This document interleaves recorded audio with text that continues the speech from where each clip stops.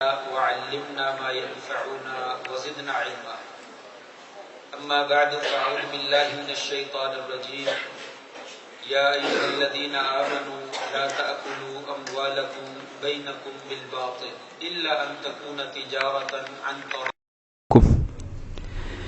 اے ایماندار لوگو، آپس میں ایک دوسرے کے مال باطل طریقے سے نہ کھاؤ، ہاں البتہ تجارت کے ذریعے سے، بیع اور شراء، خرید و فروخت کے ذریعے سے جو رضامندی کے ساتھ کی گئی ہو، اس میں آپ کا ایک دوسرے کا مال جائز طریقے سے لے کر کھانا درست ہے. حضرات، آج کے درس میں اس حدیث کی وضاحت کرنا چاہوں گا جس میں آپ صلی اللہ علیہ وآلہ وسلم نے فرمایا کہ قیامت کے دن جب سورج جو ہے وہ 1 میل کے فاصلے پر ہوگا، پاؤں بھی ننگے ہوں گے، بدن بھی ننگا ہوگا، اور ساری خلقت آدم علیہ السلام سے لے کر قیامت تک آنے والی تمام لوگ، تمام نسلیں سب موجود ہوں گے. اس وقت اللہ تعالیٰ فرمائیں گے تجھے پاؤں ہلانے کی اجازت نہیں ہے جب تک 4 سوالوں کے جواب نہیں دے دیتے. ان میں سے ایک سوال یہ ہوگا وَعَنْ مَالِهِ مِنْ أَيْنَ اكْتَسَبَهُ وَفِيمَ أَنْفَقَهُ، یہ مال جو تو نے کمایا تھا یہ کہاں سے کمایا تھا اور کہاں پہ خرچ کیا تھا. جو مال ہم کماتے ہیں اس کے بارے میں اللہ تبارک و تعالیٰ کو ایک ایک پائی کا حساب جو ہے وہ دینا ہوگا. اس لیے شریعت نے بڑی ترغیب دلائی ہے کہ انسان جو ہے وہ اپنی کمائی کو حلال کی بنائے. حلال کی کمائی میں برکت بھی ہے اور خیر بھی ہے، اور اللہ تعالیٰ کی طرف سے مزید نیکیوں کی توفیق بھی ملتی ہے، اولاد بھی نیک بنتی ہے، اور انسان کے کام بھی سارے اچھے طریقے سے مکمل ہو جاتے ہیں اور پایا تکمیل تک پہنچ جاتے ہیں. مال اگر حرام کا ہے تو نتیجہ یہ نکلتا ہے دعائیں بھی قبول نہیں ہوتی، عبادت بھی قبول نہیں ہوتی ہے، رزق میں برکت بھی نہیں ہوتی ہے، اور انسان کے کام نہیں ہوتے ہیں، اولاد بھی نیک نہیں بنتی ہے، اور آخرت میں بھی تباہی انسان کا جو ہے وہ مقدر بن جاتی ہے. تو مختصر سے وقت میں چند ایک باتوں کی طرف اشارہ کروں گا کہ وہ کون کون سے مال ہیں جو ہمارے نزدیک جو ہے وہ حرام کے ہیں. شریعت نے انہیں حرام قرار دیا ہے، جائز قرار نہیں دیا، اور لوگوں کا تعامل اس کے مطابق ہے. تو ہمیں حضرت حذیفہ رضی اللہ تعالیٰ عنہ کی بات کی طرح ہمیں بھی اس بات کا شوق رکھنا چاہیے، رغبت رکھنا چاہیے. وہ فرمایا کرتے تھے عام صحابہ کرام نبی کریم صلی اللہ علیہ وآلہ وسلم سے خیر کے متعلق سوال کرتے کہ یا رسول اللہ فلاں بھلائی کے بارے میں بتلائیں، فلاں اچھائی کے بارے میں بتلائیں، لیکن میں عام طور پہ آپ سے شر کے بارے میں سوال کیا کرتا تھا تاکہ میں اس شر سے بچ جاؤں، کہیں شر جو ہے وہ مجھے آ نہ لے. اس سے بچنے کے لیے میں عموماً آپ سے شر کے بارے میں سوال کیا کرتا تھا. تو آج کے درس میں بھی وہ کون کون سے مال ہیں جو ناجائز ہیں، جن کو لوگ کماتے ہیں اور انہیں کمانا نہیں چاہیے اور اس سے بچنا چاہیے. قرآن مجید نے پہلے نمبر پہ یہی کہا لوگوں آپس میں ایک دوسرے کا مال باطل طریقے سے نہ کھاؤ. باطل طریقے سے کھانے کی کئی قسمیں ہیں. ایک باطل طریقے سے کھانے کی قسم یہ ہے کہ انسان مقدمہ دائر کر دیتا ہے کسی کی جائیداد کے اوپر، اور جھوٹیاں گواہیاں جو ہے وہ پیش کر دیتا ہے، وکیلوں کو خرید لیتا ہے، جج کو خرید لیتا ہے. جج جو ہے اس کے حق میں فیصلہ دے دیتا ہے کہ فلاں پراپرٹی آپ کی ہے، فلاں جائیداد جو ہے وہ آپ کی ہے. وہ انسان عدالت سے سرٹیفکیٹ لینے کے بعد اپنے نام پہ لگوا لیتا ہے. یہ اپنے نام پہ لگوانا جائز نہیں ہے، چاہے جج نے اس کے حق میں فیصلہ ہی نہ کیوں نہ دے دیا ہو. یہ اس کے لیے لوگوں کا مال باطل طریقے سے کھانا ہے، ناجائز طریقے سے کھانا ہے، اس کے لیے کسی بھی صورت میں حلال نہیں ہوگا. آپ صلی اللہ علیہ وسلم نے فرمایا تھا لوگوں تم میرے پاس جھگڑا لے کر آتے ہو، ایک بندہ بڑا تیز ترار ہوتا ہے، بڑی بات کرنا جانتا ہے، دوسرا آدمی حق پہ ہے لیکن اسے بات کرنی نہیں آتی. میں اس کی بات سنتا ہوں، اس کی سنتا ہوں، تو مجھے لگتا ہے یہ بندہ سچا ہے، حالانکہ وہ سچا نہیں ہوتا. میں اس کے حق میں فیصلہ کر دیتا ہوں اور وہ فیصلہ اس کے حق میں نہیں ہے. وہ یہ نہ سمجھے کہ یہ چیز میں نے اس کو دے دی ہے، وہ یہ سمجھے کہ میں نے جہنم کی آگ کا ایک ٹکڑا جو ہے وہ کاٹ کر دے دیا ہے، وہ لینا چاہتا تو لے لے، نہیں لینا چاہتا نہ لے.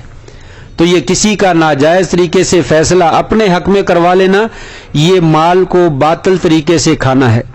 اسی طریقے سے مال کو باطل طریقے سے کھانے کی قسموں میں سے ایک قسم یہ بھی ہے، آج کل کمیٹیاں ڈالی جاتی ہیں، عموماً دو کمیٹیاں، لکی کمیٹی اور بولی کمیٹی، یہ استعمال کی جاتی ہے، اور لکی کمیٹی میں عمرے کا ٹکٹ بھی اور حج کا ٹکٹ بھی نکلتا ہے، اور انسان سمجھتا ہے یہ تو بڑا کار خیر ہے جس میں حج کا ٹکٹ نکلتا ہو، لیکن حرام کی کمائی سے کیا ہوا حج یا عمرہ جو ہے وہ اللہ کے دربار میں قبول نہیں ہوتا۔ یہ لکی کمیٹی اور بولی کی کمیٹی دونوں حرام کی کمائی ہے اور لوگوں کا باطل طریقے سے مال کھانا ہے۔ بولی کمیٹی فرض کر لیں 1 لاکھ روپے کی کمیٹی ہے، تو انسان جو ہے وہ بولی لگاتا ہے، کتنے کی لوگ ہیں؟ ایک آدمی کہتا ہے مجھے 98,000 کی دے دو، 2,000 میں چھوڑتا ہوں، دوسرا کہتا ہے مجھے 95 کی دے دو، تیسرا کہتا ہے میں 90 کی لیتا ہوں، 90 پہ بات ختم ہو جاتی ہے۔ یہ آدمی 90,000 لے لیتا ہے، جبکہ کمیٹیاں اس نے پورے لاکھ روپے کی دینی ہے۔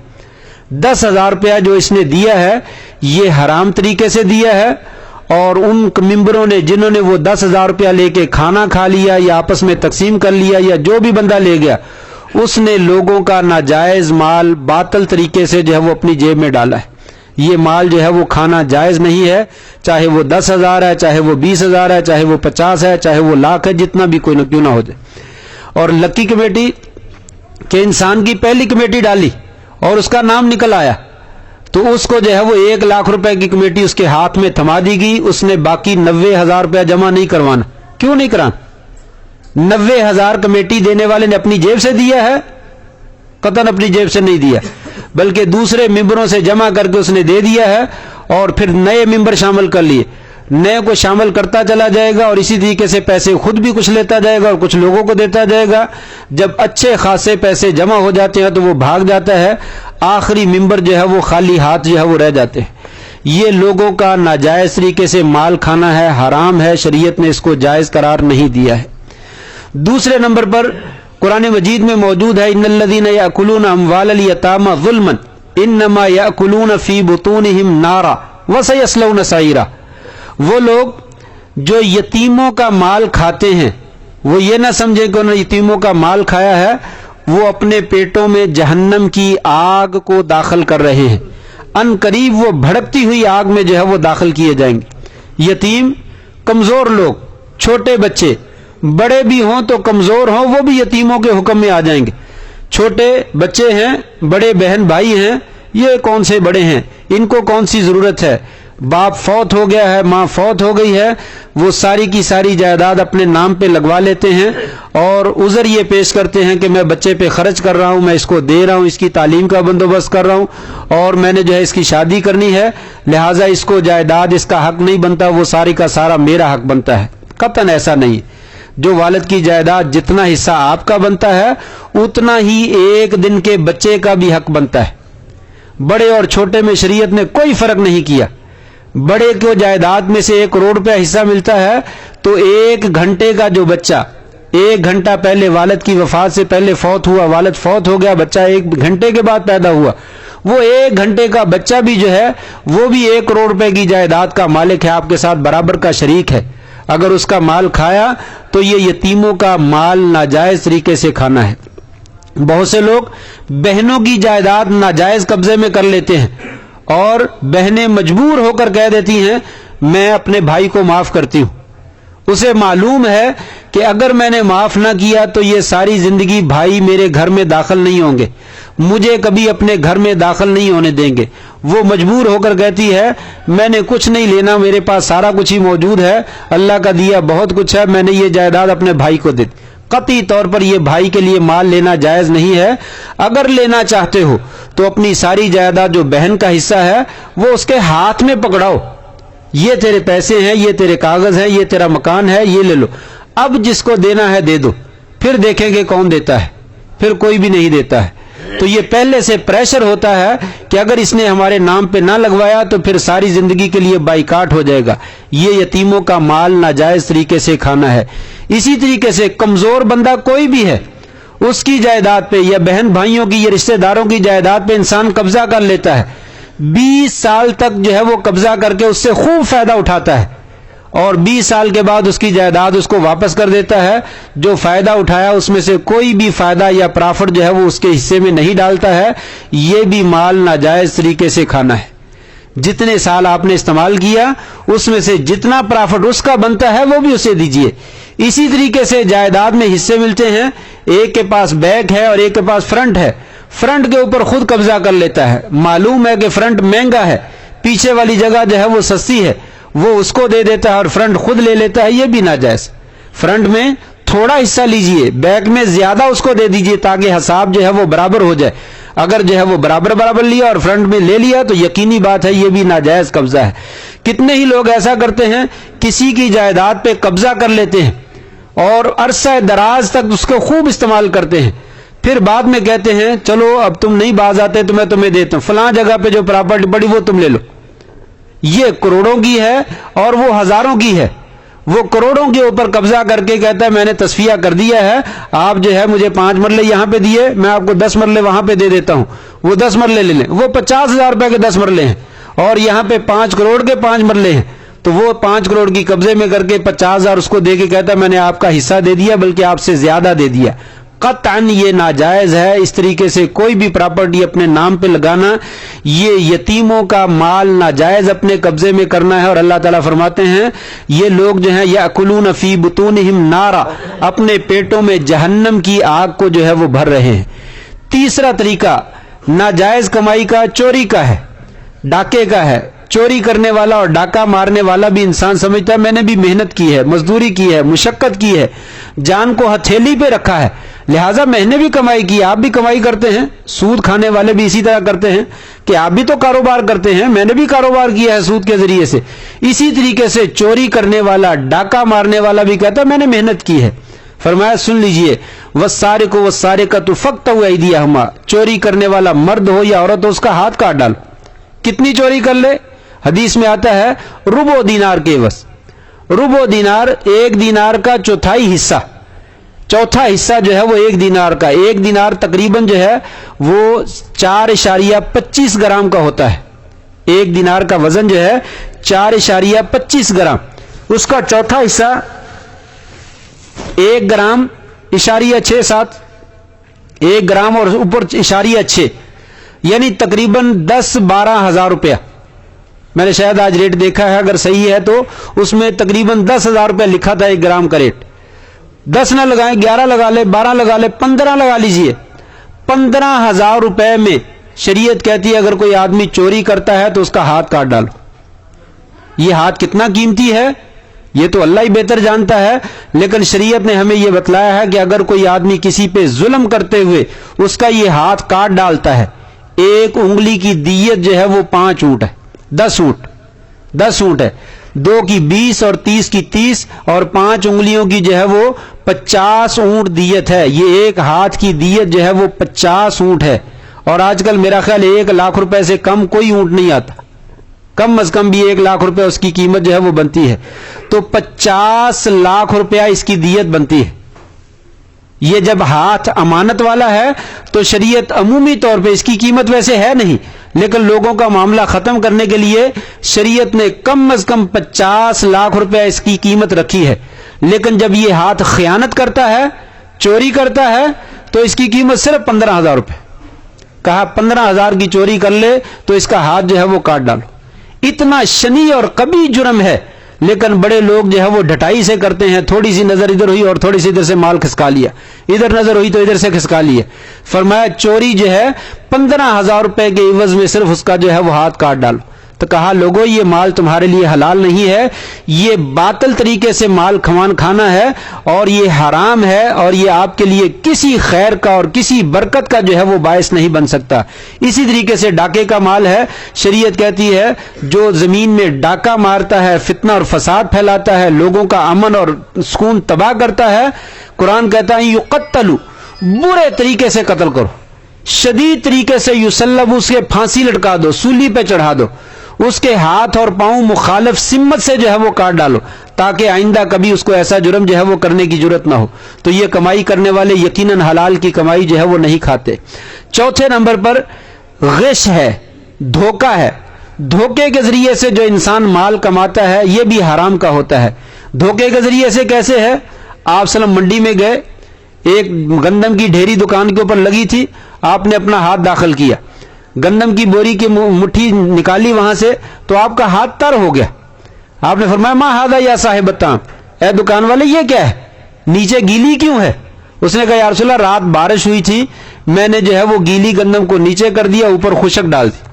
آپ نے فرمایا افلا جعلتہ فوق الطعام، اسے کھانے کے اوپر کیوں نہیں رکھا، غلے کے اوپر کیوں نہیں رکھا، گیلی کو اوپر رکھتے تاکہ لوگوں کو نظر آ جاتی.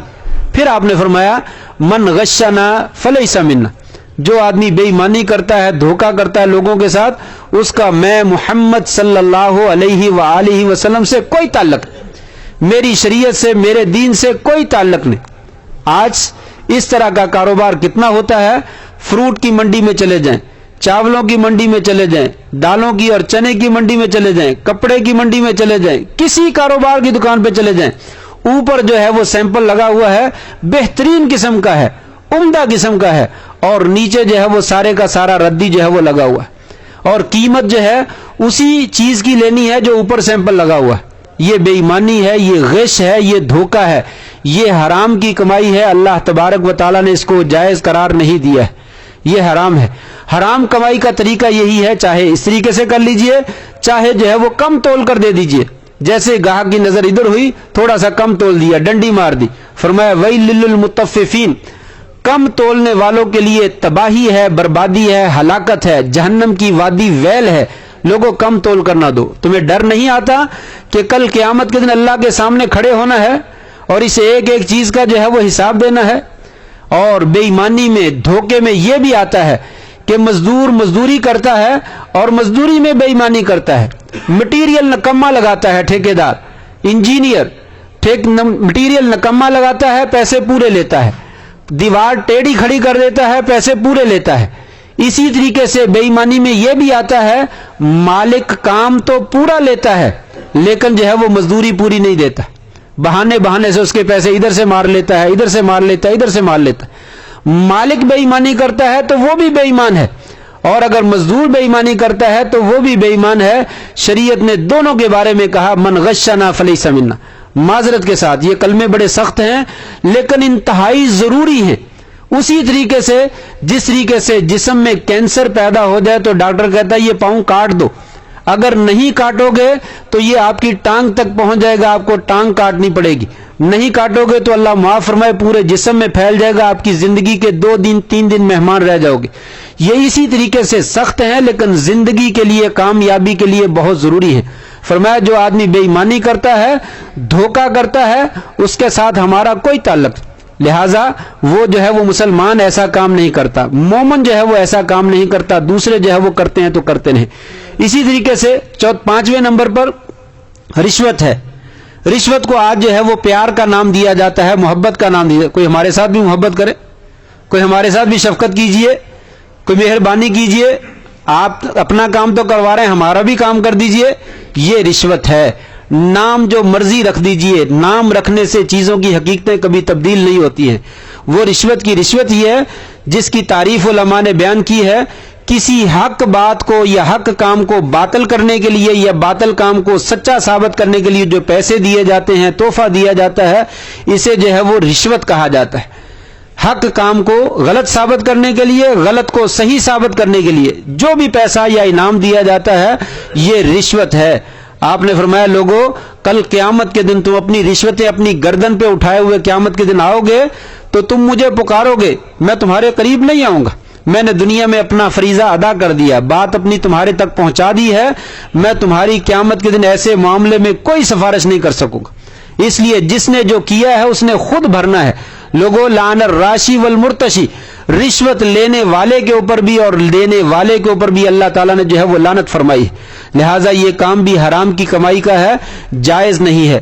اور اس کے بعد 6 نمبر پر سود ہے.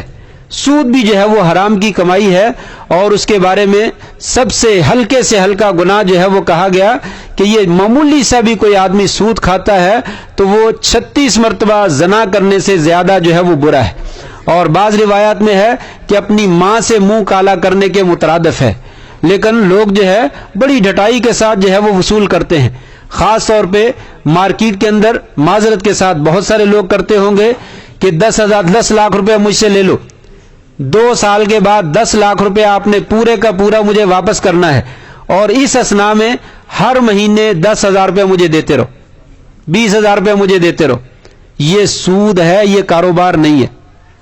کاروبار یہ ہوتا ہے کہ آپ میرے پیسے لے لیں، کاروبار میں لگائیں، پرافٹ ہوا تو دونوں تقسیم کریں گے، نقصان ہوا تو دونوں بھریں گے، آپ بھی بھریں میں بھی بھریں۔ 10 لاکھ کا پورا مجھے واپس نہ کیجئے جب نقصان ہو جائے، جتنا نقصان ہو جائے آدھا آپ برداشت کر لیں، آدھا میں بھی برداشت کروں گا، پرافٹ ہو جائے آدھا آپ کا ہوگا آدھا میرا ہوگا۔ یہ نفع نقصان کا کاروبار ہے، یہ جائز ہے۔ جب آپ کہہ دیتے ہیں میرا 10 لاکھ روپیہ 2 سال کے بعد میں نے پورے کا پورا لینا ہے، اور اس اسنا میں جتنے مہینے آپ کاروبار کریں مجھے 10,000 روپیہ پرافٹ ہر مہینے کا دیتے رہیں، یہ پرافٹ نہیں ہے، یہ سود ہے، یہ ناجائز ہے، حرام ہے۔ اسی طریقے سے آج کل بیماری ہے جائز کیش کی اور ایزی پیسے کی، کہ اس اکاؤنٹ کے اندر جو ہے 1,000 روپے یا 2,000 روپے جو ہے وہ پیسے رکھیں، آپ کو فری میں منٹ ملیں گے، پیسے رکھنے کے عوض، خریدنے کے عوض نہیں۔ خریدنا جائز ہے، 100 روپے کے 100 منٹ خرید لیں، 100 روپے کے 200 خرید لیں، 100 روپے کے 500 خرید لیں، کوئی مسئلہ نہیں، جائز ہے۔ لیکن پیسے صرف آپ کے پڑے ہوئے ہیں، ان پیسوں کے پڑے رہنے کی وجہ سے آپ کو 10 روپے کیش بیک آتا ہے، یا آپ کو 100 منٹ بیک فری میں ملتے ہیں، یا آپ کو انٹرنیٹ فری میں ملتا ہے، یہ سود ہے۔ اس کے سود ہونے میں ذرہ برابر بھی شک نہیں ہے۔ پیسے آپ نے امانت اور بطور قرض کے رکھے ہوئے ہیں، اس کے عوض میں پرافٹ جو بیک میں آتا ہے یہ سارے کا سارا سود ہے، یہ ناجائز ہے، یہ استعمال نہیں کرنے چاہیے۔ یہ ایزی پیسے کے اور جائز کیش کے اندر پیسے رکھنے کے عوض میں جو بھی پرافٹ ملتا ہے وہ سود کی شکل میں ہے، یہ جائز نہیں۔ اس کا طریقہ کار یہ ہے یا تو جائز کیش نہ رکھا جائے، اگر رکھنے کی ضرورت ہے تو اس سم کو صرف کیش کے لیے رکھیں، اس کو استعمال نہ کریں، تاکہ جتنے بھی منٹ آئیں وہ خود بخود ضائع ہو جائیں، آپ ان کو استعمال نہ کریں۔ پیسے اگر بیک آئیں تو یاد رکھیے اتنے پیسے بیک آئے ہیں، وہ چپ کر کے جو ہے وہ کسی کے اکاؤنٹ میں ٹرانسفر کر دیں۔ اگر ایمرجنسی ہے کہ یہ اکاؤنٹ جو ہے وہ کھلوانا ضروری ہے، اس کے بغیر گزارا نہیں، تو وہ اتنے پیسے جتنے پیسے بیک آئے تھے کسی کو بغیر نان نون نمبر پہ جو ہے وہ ٹرانسفر کر دیں، تاکہ آپ کا ذمہ بری ہو جائے کہ میں نے کوئی بھی پیسہ اس میں سے وصول جو ہے وہ نہیں کیا۔ تو اس طریقے سے یہ بھی ناجائز ہے۔ وقت جو ہے وہ ختم ہو گیا، آخری بات ذکر کے بات ختم کرتا ہوں، وہ یہ ہے کہ اسی طریقے سے یہ انشورنس کروانا، بیمہ پالیسی، اپنی جان کا انشورنس کروا لیں، اپنی گاڑی کی کروا لیں، اپنے مکان کی کروا لیں، یہ بھی سود کے اور جوئے کے ضمن میں آتا ہے، یہ بھی ناجائز ہے، جائز نہیں ہے۔ پیسے دیں، جتنے پیسے دیے ہیں اتنے لے لیں، ٹھیک ہے، پیسے دے کر اس کے اوپر زیادہ پیسے لینے، اسی کو تو سود بولتے ہیں۔ کاروبار یہ ہوتا ہے، پہلے میں نے واضح کیا، اگر تو انشورنس والوں کو آپ نے پیسے کاروبار کے لیے دیے ہیں، پھر ان کو کہیے اگر پرافٹ ہو تو پرافٹ میں شریک کرو، اگر خسارہ ہو تو مجھے خسارے میں بھی شریک کرو۔ سال کے بعد، 2 سال کے بعد، 10 سال کے بعد میں نے 10 لاکھ روپے جمع کروا دیا، اگر خسارہ ہوا تو مجھے 5 لاکھ واپس کریں، پھر دیکھیں گے کون جمع کرواتا ہے، کوئی بندہ بھی جمع نہیں کروائے گا۔ تو وہ گارنٹی دیتے ہیں کہ 10 سال کے بعد یا 5 سال کے بعد جتنے بھی پیسے آپ کے جمع ہوئے وہ بھی آپ کو دیے جائیں گے، بلکہ مزید انعام بھی دیا جائے گا۔ تو یہی سود ہے، یہ ناجائز ہے، یہ بھی درست نہیں ہے۔ اور اسی طریقے سے قسطوں کا کاروبار، جس وقت قسط لیٹ ہو جاتی ہے تو اس کے اوپر جرمانہ کیا جاتا ہے، یہ جرمانہ بھی سود کے ضمن میں آتا ہے، یہ بھی جائز نہیں ہے۔ اللہ تبارک و تعالیٰ سے دعا ہے اللہ کریم لقمہ حرام سے ہمیں بچنے کی توفیق نصیب فرما دے، اور لقمہ حلال جو ہے وہ حاصل کر کے اسے کو کھانے کی جو ہے وہ ہمیں توفیق عطا فرمائے۔ وآخر دعوانا ان الحمد للہ رب العالمین۔